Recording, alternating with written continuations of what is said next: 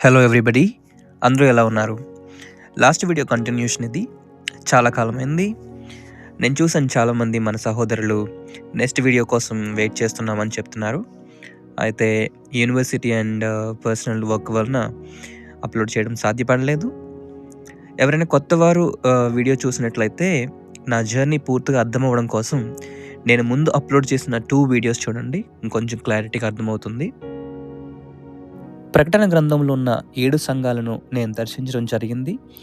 ఎఫెసు సంఘము మరియు యోహాను సమాధి మరియు యేసు తల్లి అయిన మరియ రియల్ హౌస్ ఇన్ టర్కీ వీడియోస్ని ఆల్రెడీ అప్లోడ్ చేశాను. ఈ వీడియోలో మిగిలిన 6 సంఘాలను క్లుప్తంగా చూపించే ప్రయత్నం చేస్తున్నాను. ఎఫెసు తర్వాత Smyrna, Pergamum, Thyatira, Sardis, Philadelphia మరియు లవదీకియా ఈ 7 సంఘాలు కూడా ప్రస్తుతం టర్కీ దేశంలో వేరువేరు ప్రాంతాలుగా ఉన్నాయి. మొదటిగా బ్రేక్ఫాస్ట్ కంప్లీట్ చేసి స్మిర్నా సంఘానికి బయలుదేరాము. ఈ స్మిర్నా సంఘము వెస్టర్న్ టర్కీలో ఉన్న ప్రస్తుతం ఇజ్మిర్గా పిలుస్తున్నారు. హోల్ ఆసియా మైనర్లోనే ఇది చాలా గొప్ప పట్టణము అండ్ రిచ్ సిటీగా ఉన్నది. బిజినెస్, ఇంపోర్ట్స్ అండ్ ఎక్స్పోర్ట్స్తో బాగా డెవలప్ అయిన సిటీ.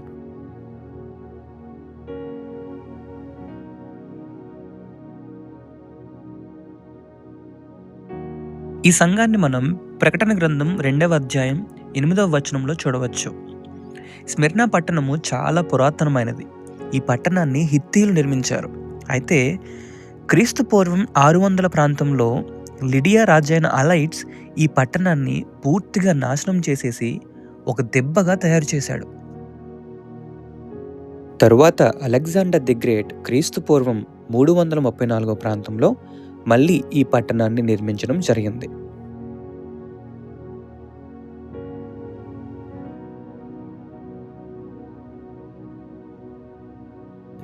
స్మిర్నా పట్టణాన్ని అనేక మంది రాజులు పరిపాలించారు. గ్రీకు సామ్రాజ్యం పడిపోయిన తర్వాత రోమన్ సామ్రాజ్యపు చక్రవర్తులు ఈ పట్టణాలను పరిపాలించారు.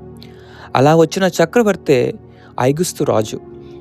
లూకాసు వార్తలో ప్రజాసంఖ్య వ్రాయాలని తెలిపిన అగస్టస్ ఈయనే. ఈ అగస్టస్ స్మిర్నా పట్టణంలో ఒక పెద్ద గుడి కట్టించాడు. ప్రజలందరూ ఈయన్నే దేవుడిగా కొలవాలని తన విగ్రహాన్ని పెట్టించుకున్నాడు. ఇప్పుడు మనం స్మిర్నా సంఘం దగ్గర ఉన్నాం. ఈ సంఘం సిటీ సెంటర్లో ఉంటుంది. చుట్టూ అనేక ఇళ్ళు, అదేవిధంగా మసీదులు చాలా ఉన్నాయి. అదేవిధంగా లోనికి వెళ్ళాలంటే టికెట్ కొనుక్కుని వెళ్ళాల్సి ఉంటుంది.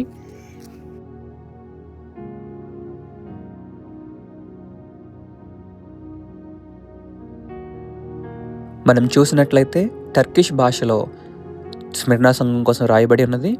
ఒకసారి మనం లోపలికి వెళ్ళి ఎలా ఉందో మొత్తం చూద్దాం.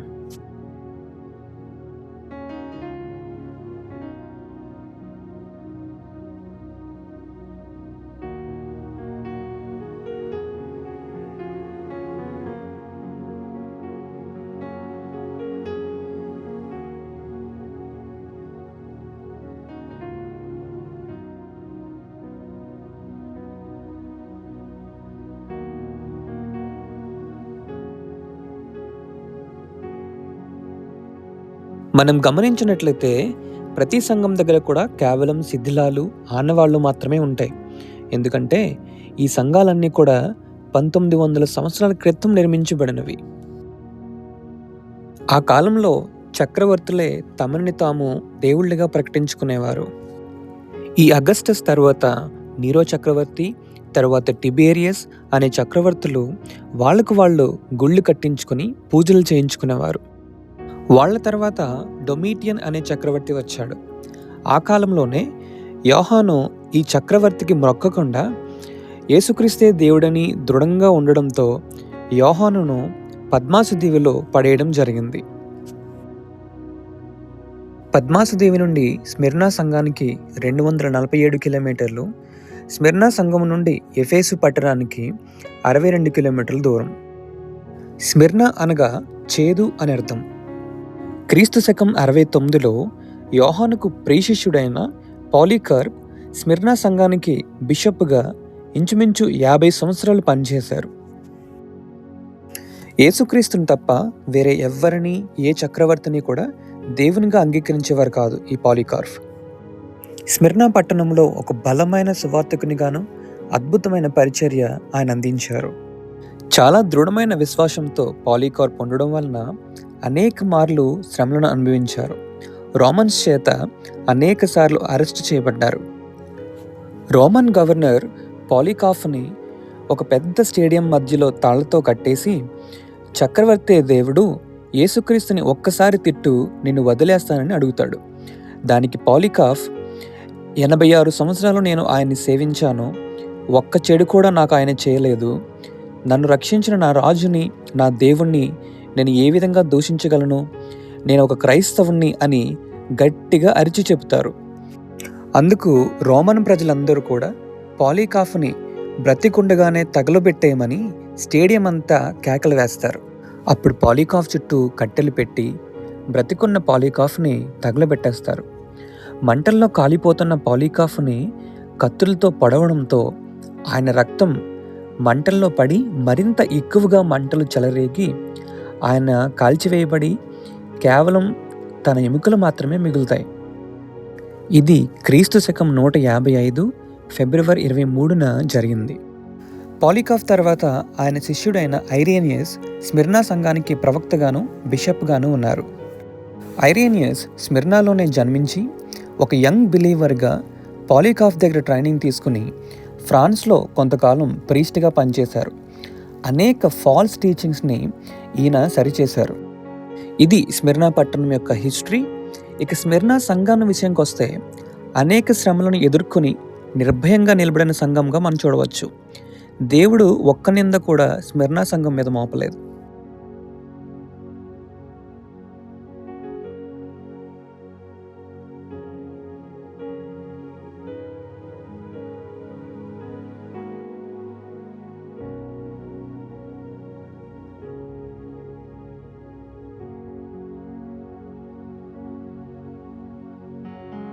స్మిర్నా సంఘం నుండి 130 కిలోమీటర్లు ట్రావెల్ చేసిన తర్వాత బెర్గమా అనే ఒక ఊరు చేరుకుంటాం.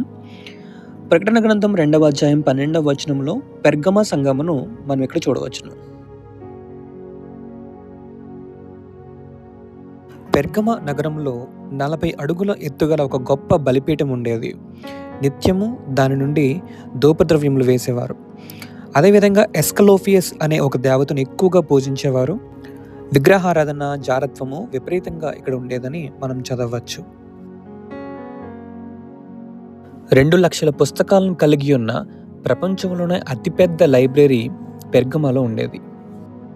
రాజీ పడిపోయిన సంఘముగాను, నికోలైతుల బోధనను అనుసరించే సంఘముగాను, సాతాను కాపురం ఉన్న స్థలములో పెర్గమా సంఘం ఉండేది.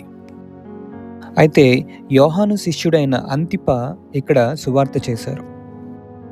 సెయింట్ యాంటిపస్ ఆఫ్ పెర్గమాగా ఆయన పిలువబడి అనేక విగ్రహార్థికులను క్రీస్తు వైపు ఈయన నడిపించారు. అయితే రోమా ప్రభుత్వం ఈయన మరణాన్ని చాలా ఘోరంగా మలిచింది. ఒక ఇత్తడి ఎద్దు ఆకారంలో ఉన్న పీఠంలో ఈయన్ని పెట్టి బ్రతికి ఉండగానే కాల్చివేశారు. ఆ వేడికి ఆ ఇత్తడితో పాటు ఆయన శరీరం కూడా కరిగిపోయి ఆయన దేవుని కొరకు హతసాక్షి అయిపోయారు.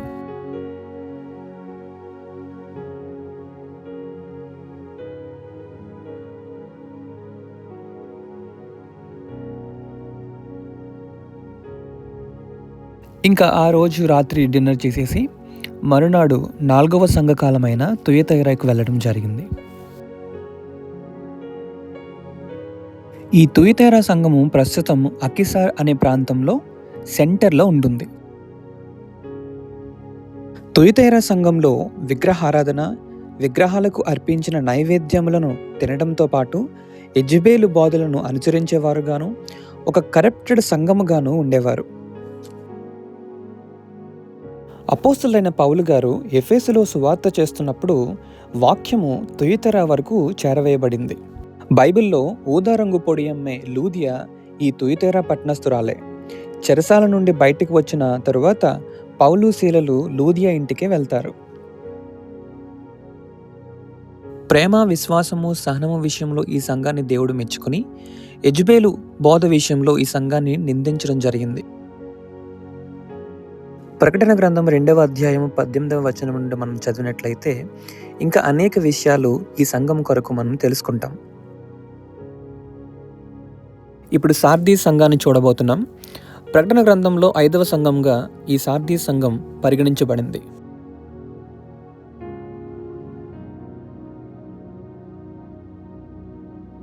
తుయతైరా నుండి 62 కిలోమీటర్లు ప్రయాణం చేసిన తర్వాత సార్దీస్ అనే ప్లేస్ వస్తుంది. ప్రెజెంట్ దీన్ని సార్ట్ అని పిలుస్తున్నారు.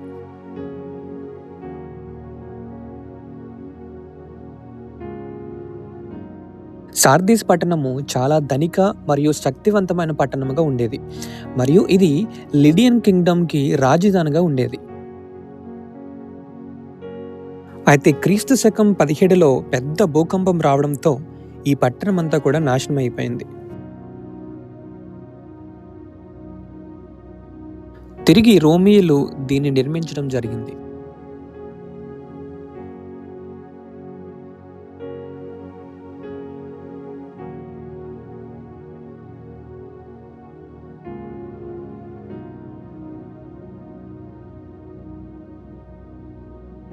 ప్రపంచ ప్రఖ్యాతిగాంచిన ప్రిన్సెస్ డయానా లేదా అర్తెమీదేవి దేవాలయము సార్దీస్ పట్టణంలోనే ఉండేది.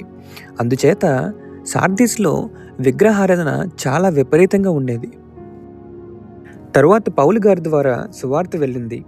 సార్దీస్ అనగా ఉజ్జీవము అని అర్థము, లేదా రహస్యంగా పారిపోయినది, లేదా ఎర్రనిది అని అర్థాలు కలవు. సార్దీస్ సంఘం నుండి 48 కిలోమీటర్లు ప్రయాణం చేసిన తర్వాత మనము ఫిలదెల్ఫియా సంఘానికి చేరుకుంటాం. ఫిలదెల్ఫియా అనగా సహోదర ప్రేమ అని అర్థము. ఫిలదెల్ఫస్ అనే చక్రవర్తి కొండల మీద ఈ నగరాన్ని నిర్మించడం జరిగింది. ప్రస్తుతానికి ఈ ప్రాంతాన్ని అల్ సెహర్ అని పిలుస్తున్నారు. ఏ తప్పును కూడా ఈ సంఘం మీద దేవుడు మోపలేదు. విశ్వాసము, ఓర్పు కలిగి ఉన్న సంఘంగా ఈ సంఘం ఉన్నది. టర్కీ దేశపు రాజధాని అయిన ఇస్తాంబుల్ సిటీ నుండి చివరి సంఘమైన లవోదికియాను మనం చేరుకోవాలంటే 7 గంటల కారు ప్రయాణం లేదా 1 అవర్ ఫ్లైట్ జర్నీ మనకి ఉంటుంది. లవోదికియా పట్టణము ఒక విధంగా చెప్పాలంటే జంక్షన్ అని చెప్పొచ్చు. పెర్గమ నుండి సార్దిస్కి, ఎఫెసు నుండి కొలసి పట్టణాలను ఇది కలుపుతుంది. అదేవిధంగా రష్యా దేశం నుండి రోముకు వెళ్ళే హైవే కూడా ఈ లవోదికియా పట్టణం గుండా ఉంటుంది. ఈ పట్టణము బంగారు వ్యాపారానికి, నూలు వస్త్రాలకు, బ్యాంకింగ్ అండ్ ఫినాన్స్కి ప్రసిద్ధిగాంచింది. ప్రస్తుతానికి ఈ ప్రాంతాన్ని డెన్జిలి అని పిలుస్తున్నారు.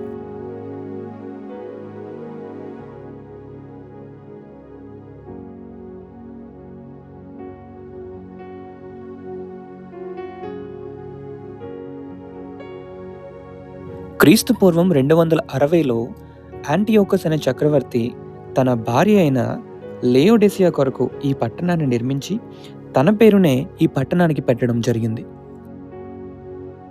నులివెచ్చని సంఘంగాను మరియు దేవుని చేత అత్యధికంగా తిట్లు తిన్న సంఘంగాను లవోదికియా ఉంది.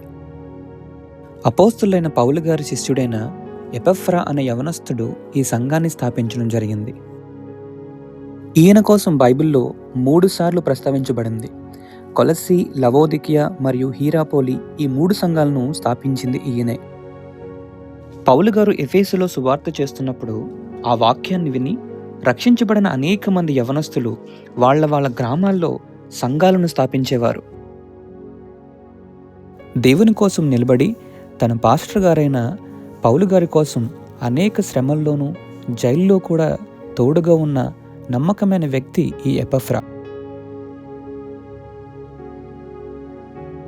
ఇక లవోదికియా సంఘ విషయానికి వస్తే ప్రకటన గ్రంథం 3వ అధ్యాయం 14వ వచనం నుండి దేవుడు యోహాను ద్వారా లవోదికియా సంఘంతో ఏ విధంగా మాట్లాడుతున్నారో మనం చూడవచ్చు. నీవు దౌర్భాగ్యువుడును, దిక్కుమాలను వాడవను, దరిద్రుడవను, గ్రుడ్డివాడవను, దిగంబరుడువనై ఉన్నావని ఎరుగక నేను ధనవంతుడును, ధనవృద్ధి చేసుకుని ఉన్నాను, నాకేమియూ కొదువలేదని చెప్పుకొనుచున్నావని దేవుడు ఈ సంఘాన్ని నిందిస్తున్నారు. ఈ లవోదికియా సంఘము ప్రస్తుతం ఉన్న చాలా సంఘాలకు మాదిరిగా ఉంది. ఎందుకంటే ప్రపంచంలో అనేక సంఘాలు ఈ పరిస్థితిలోనే ఉన్నాయి. ధనం ఎలా సంపాదించాలో అని రకరకాల ప్లాన్స్ వేస్తున్నారు, కానీ ఆత్మలను ఎలా సంపాదించాలో పట్టించుకోవట్లేదు. ప్రస్తుత సంఘాల్లో రాజకీయాలు, కుట్రలు, కక్షలు, క్యాస్ట్ ఫీలింగ్స్ ఎక్కువైపోయినాయి. ప్రేమ, ఐక్యత, సహోదర సహవాసం పూర్తిగా కొదువైపోతున్నాయి. బోధించే బోధకుడి సాక్ష్యం బాగుంటే సంఘస్థుల వైఖరి కూడా బాగుంటుంది. మా నాన్నగారు ఎక్కువగా ఈ మాట చెప్తుంటారు, బోధించడం కాదు జీవించడం గొప్ప, సాక్ష్యాన్ని కాపాడుకోవడం గొప్ప అని. కరెక్టే కదా.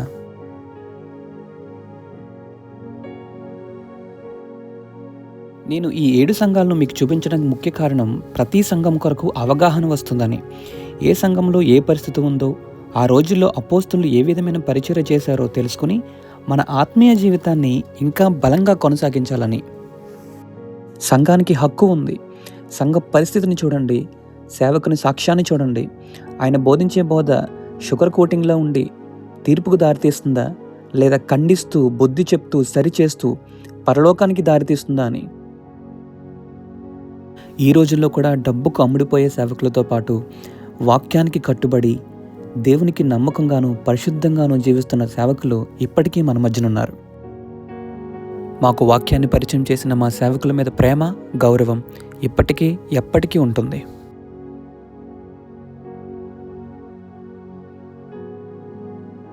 ఇది నా ప్రయాణం. దేవుడిచ్చిన మహాద్భుతమైన కృప వలన ఈ 7 సంఘాలను చూడడానికి పాసిబుల్ అయింది. దానిని బట్టి దేవునికి కృతజ్ఞతాస్తుతులు చెల్లిస్తున్నాను. లైఫ్లో ఒక మంచి జ్ఞాపకంగా ఈ ప్రయాణం మిగిలిపోతుంది. ఇప్పుడు తిరిగి టర్కీ దేశం నుండి లండన్కి వెళ్తున్నాను.